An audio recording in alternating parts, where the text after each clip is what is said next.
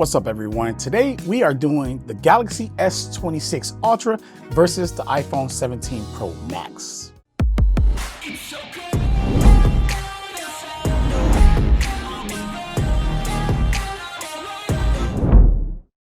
So y'all remember I did a video like this with my Pixel versus my Galaxy phone. Now we're gonna do the Galaxy against the iPhone. So anyways, let's go ahead and get started. First thing I wanna talk about is the hardware.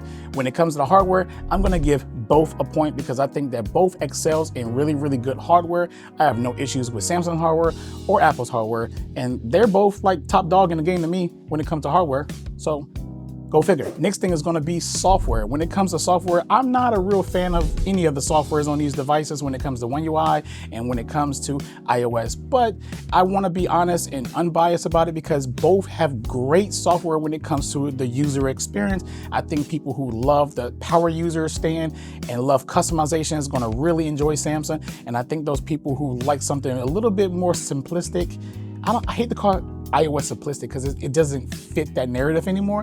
But it's really simple. It's just a grid of icons and swiping through. That's where the simplicity comes from. So it's something simple that users are familiar with, the ones that have been using it for so long. But nonetheless, both are great, simple hardware to understand and use for different types of users. So software, they both get a point because overall, their software is great for the users that do enjoy it. Next would be customizations. Point goes to Samsung. Easy point for them because obviously I think that Samsung is probably the most customizable phone on the market.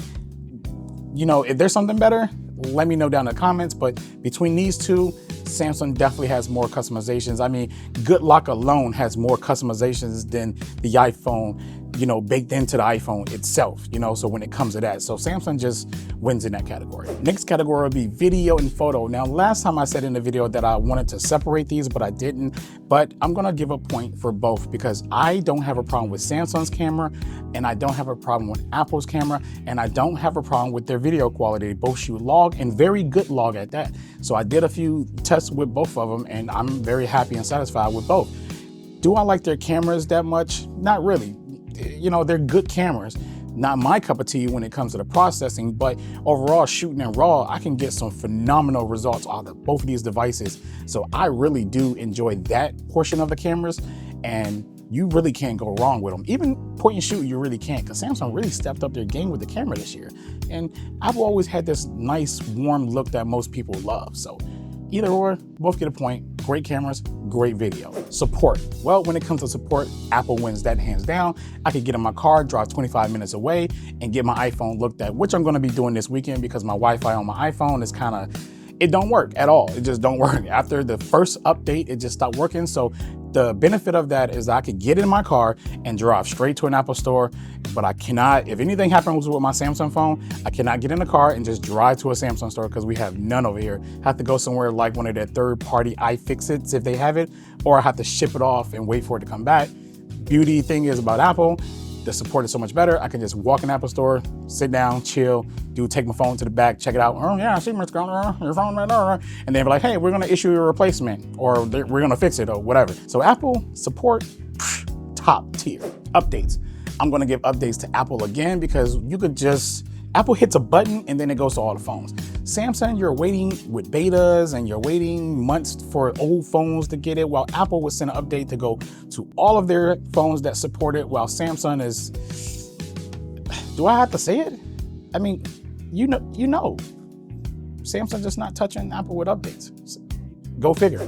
Ecosystem. Well, I'm gonna give that to Samsung. Samsung actually has the better, bigger, broader ecosystem, and that is why I'm giving it to them. While Apple is like your AirPods Max, your AirPods Pro, your iPad, your iPhone, my Apple Watch, my MacBook Pro, and my Mac Mini Pro.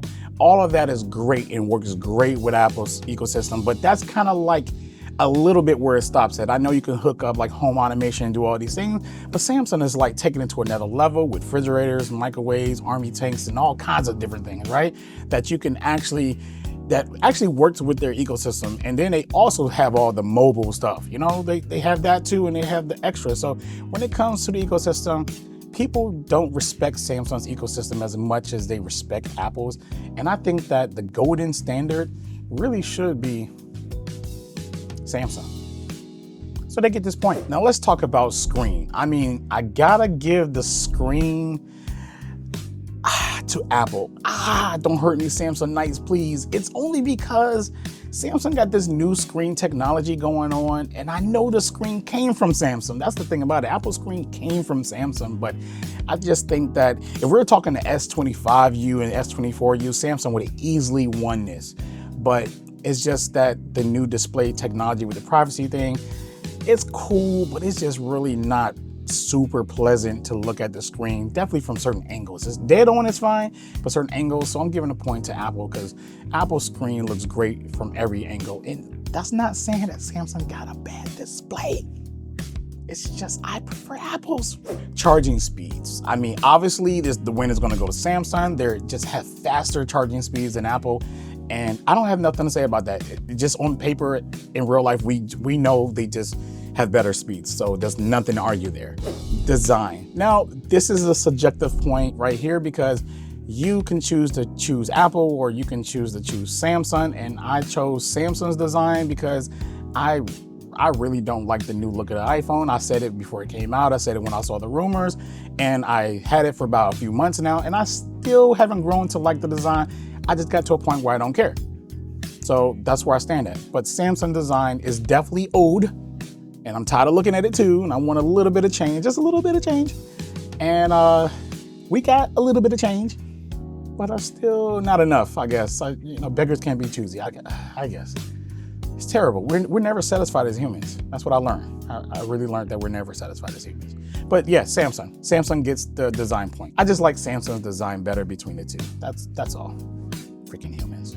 Price. So when it comes to price, Apple wins that because at $1,200, you get 256 gigs. At $1,300, you get 250 gigs with Samsung. So on paper, that's just a win for Apple because for the same amount of storage, you're getting $100 less, and that's just facts. But if for some of you, I'm still giving that point to Apple, but for my other people out there that be like, yo, with the Samsung trade-ins, absolutely, Samsung would win that hands down, but we're just gonna speak about retail because Apple trade-ins suck ass, while Samsung will offer, some people got their Galaxy S26 Ultra for like $500 something. I got mine for about like about eight something, about eight. A little bit under $9 is what I paid for mine. I didn't pay $1,300 for it because of the trade-in deal. But some people may, with Apple, it is what it is, you know what I mean? Performance, wow. So let's just be honest with each other. I'm gonna give both a point because Apple performance in their phone is freaking amazing. Snapdragon, freaking amazing. What do you want me to say? You want me to say one is faster and better by a smidget of numbers on a piece of paper or on some benchmarks, or smidget because there's 2 more frames in the video game on this one over that one type thing? I'm not that guy. That's just unnecessary. Both performance on these phones is phenomenal. No issues. Come on. Well, let me not say no issues because my Samsung and my Apple sometimes could have little lag and glitches here, but that's software. That's any phone. That's anything that has software. But when we talk about raw performance, I have no issues with these. Both get a point. When it comes to AI, Samsung right now has better AI than Apple, as of what we're saying, even though iOS 27 is in beta with a whole bunch of AI upgrades and everything like that, but we yet to see it in real practice, at least to the consumers and me, because I'm not gonna run the beta. I'm actually gonna wait till stable will come and see. But right now, we're just talking about right now as I'm shooting this video, point Samsung. Next thing we're gonna talk about is the speaker quality, and I'm gonna give both a point for speaker quality because, again, I don't have any issues with playing any of those speakers out loud. I'm not measuring them by no decibels or no machine or nothing. I'm just like hearing by human ears, average person ears. When I'm playing YouTube videos or listening to music, both sound great to me. No complaints. I don't feel like one is more teeny, one is more bassy. I don't get into all the details. If I enjoy it and it sounds great and I can hear it when it's loud, I'm happy, and that's just what it is. So both speakers are great for me. So they both get a point. And the last thing I want to talk about is number 15, which is access. When it comes to access, I'm going to give both. See, this was a tricky part for the Pixel because Pixel is just not accessible everywhere. But when it comes to Samsung and Apple, they just running the market right now. They're running the globe. So though there's more Samsung devices out there, overall, and Samsung is really running the market, Apple has the most flagship phones, like the Pros, that runs on a single phone that outsells, you know, Samsung's S26 Ultra single phone.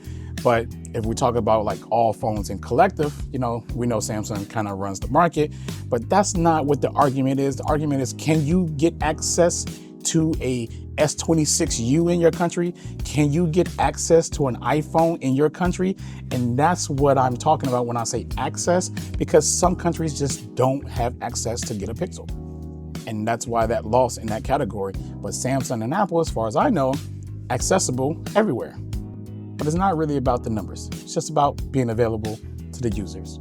So both get a point. So you guys probably already see who won this battle. I don't know who won this battle, but I'm gonna know when I'm editing this video to see who actually won this battle. And if I had to guess, I'm gonna say I think Apple won this one. I wanna say yes, and hopefully I guess right, because I think Apple had a little bit more stuff than what the Galaxy S26 Ultra had. And I may make a lot of people upset right now, especially the Samsung Knights. Sorry if I did, but this is just my own observation. This is for fun, something I just started doing, so I'm just gonna always keep it simple like this. I'm not gonna do anything more with it. You can go to those other channels for more technical stuff, but I thought this was kind of fun to do, to see which one kind of favors. And other than that, I really hope that you enjoyed this video. Don't forget to hit that like, share, and subscribe button, and I'll catch you all in the next video.